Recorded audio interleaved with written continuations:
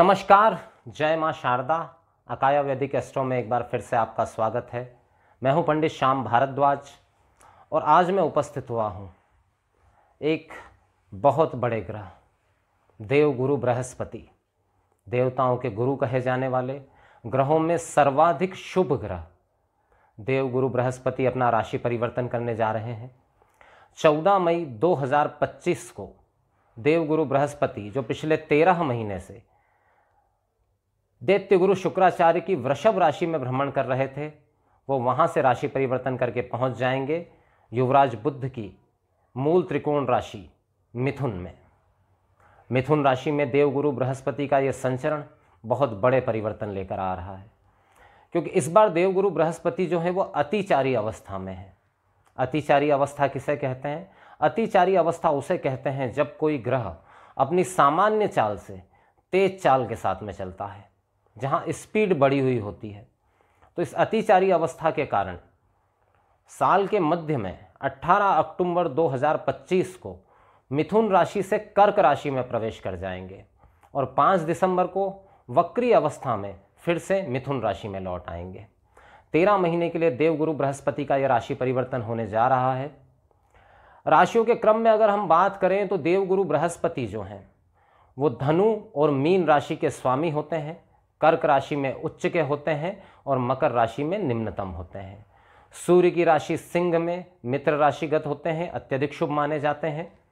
वैसे तो देव गुरु बृहस्पति 12 कुंडलियों के 12 भावों में कुछ 1-2 भाव अगर छोड़ दें तो बाकी सब में शुभ अवस्था में फल देते हैं, लेकिन अकेले गुरु कभी कभी स्थान हानि भी करवाते हैं। गुरुदेव को 3 दृष्टियां प्राप्त हैं, 5वीं, 7वीं और 9वीं। तीनों ही दृष्टियां अत्यंत शुभ मानी जाती है देव गुरु बृहस्पति की। देव गुरु बृहस्पति आपके जीवन में एक तो ऊर्जा के कारण है, आध्यात्मिक ऊर्जा के कारण है, धन के कारक हैं, क्योंकि देव गुरु बृहस्पति रिप्रेजेंट करते हैं घर में गोल्ड को, सोने को, तो धन के कारक हैं। शरीर में अगर हम कहें तो पेट के कारक हैं, लीवर के कारक हैं। तो देव गुरु बृहस्पति एक बड़ा राशि परिवर्तन करने जा रहे हैं। देव गुरु बृहस्पति का ये राशि परिवर्तन कहीं ना कहीं उन लोगों के लिए जिनको शनि नकारात्मक अवस्था में चल रहे हैं, जिनकी 7.5 चल रही है। 7.5 पर शनि क्या प्रभाव देने वाले हैं, 12 राशियों पर शनि देव का क्या प्रभाव होने वाला है, इसके संबंध में मैं वीडियो बना चुका हूं। अगर आप डिस्क्रिप्शन बॉक्स में जाएंगे तो वहां 12 राशियों का शनि राशि परिवर्तन जो कि 29 मार्च 2025 को हुआ था, उसके बारे में संपूर्ण जानकारी आपको वहां से प्राप्त हो जाएगी। तो शनि राशि परिवर्तन के बाद से कुछ राशियों पर जो समस्या मंडरा रही थी उसमें कहीं कहीं कुछ कुछ को राहत थोड़ी देव गुरु बृहस्पति के इस राशि परिवर्तन के कारण मिलने वाली है। राशियों के क्रम में अगर हम बात करें सबसे पहले मेष राशि की, देखिए मेष राशि पर इस समय 7.5 का प्रथम ढैया जो है उसकी शुरुआत हो चुकी है 29 मार्च 2025 से। इसके बारे में अगर आप संपूर्ण विश्लेषण जानना चाहते हैं कि शनिदेव का क्या प्रभाव रहने वाला है आने वाले 2.5 वर्ष के लिए, तो आप डिस्क्रिप्शन बॉक्स में जाइए, मेष राशि से संबंधित जानकारी उसमें शनि राशि परिवर्तन की दी गई है। अब क्योंकि मेष राशि पर 7.5 शुरू हुई थी तो निसंदेह खतरा मंडरा रहा, परेशानियां आना शुरू हो रही। लेकिन 14 मई को जब देव गुरु बृहस्पति अपना राशि परिवर्तन करेंगे तो कहीं ना कहीं राहत की खबर यहां पर मिलती हुई दिखाई दे रही है, क्योंकि देव गुरु बृहस्पति कहां रहेंगे मेष राशि वालों के लिए, तो वो रहेंगे तृतीय भाव में, तीसरे भाव में। इससे पहले कि मैं विश्लेषण पर आगे बढ़ूं, मैं आपको यहां बता दूं कि ये जो राशिफल मैं बता रहा हूं ये आपके चंद्र राशि आधारित राशिफल है। अगर आप चंद्र राशि के बारे में नहीं जानते, आपके पास में कुंडली बनी हुई है, तो अपनी कुंडली को खोलिए और उसके अंदर देखिए कि चंद्रमा कुंडली के 12 घरों में किस अंक के साथ लिखे हुए हैं, 1 से 12 राशियों में किस अंक के साथ लिखे हुए हैं, वही आपकी जन्म राशि है। उसी के आधार पर मैं आपको ये राशिफल बता रहा हूं।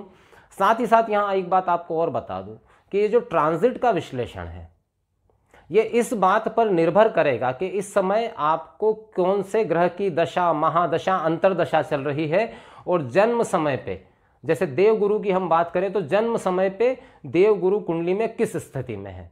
अगर बहुत सकारात्मक स्थिति में है, उन्हीं की दशा या महादशा चल रही है, तो जो प्रभाव मैं आपको बता रहा हूँ वो पूर्ण रूप से आपको मिलेंगे।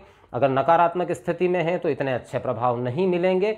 अगर ज़्यादा ही नकारात्मक स्थिति में है तो फिर हो सकता है नकारात्मक परिणाम भी आपको प्राप्त हो जाए। अब मान लीजिए 2 मिनट के लिए कि मैं मेष राशि वालों के लिए इसकी विश्लेषण दे रहा हूँ, बहुत सी अच्छी बातें इस दौरान होगी, पर मान लीजिए आपको इस समय राहु की महादशा चल रही है, तो अब ऐसे में ये प्रभाव इतने नहीं मिल पाएंगे। अब इन प्रभावों में अंतर आ जाएगा।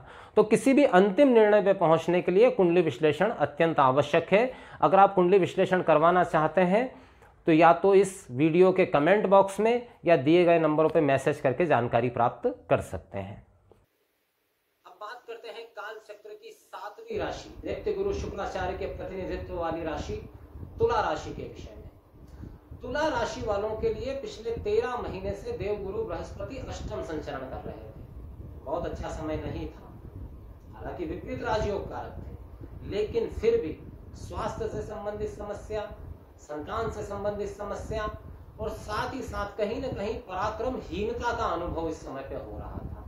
कार्य आप प्लानिंग कर रहे थे लेकिन उनको एग्जीक्यूट नहीं कर पा रहे थे, और जब एग्जीक्यूट करने की कोशिश कर रहे थे तो उसमें भी ऐसे विघ्न आ रहे थे कि चलता हुआ काम बंद हो रहा था। अब यहां से देवगुरु बृहस्पति संचरण करते हुए पहुंच जाएंगे आपके भाग्य भाव की मिथुन राशि में। अब नवम भाव में मौजूद बृहस्पति निश्चित रूप से भाग्य को बढ़ाने वाले होंगे, आपके रुके हुए कार्य बनेंगे, कहीं ना कहीं सफलता की ओर बढ़ता हुआ आपको आपका कैरियर ग्राफ महसूस होगा। पिता के साथ संबंधों में अगर कुछ समस्या थी तो वो समस्या भी समाप्त होगी। लेकिन यहाँ पर एक बात मैं आपको बता देना चाहता हूँ, यहाँ पर देवगुरु बृहस्पति तृतीयेश और षष्ठेश होकर के भाग्य में बैठे हैं।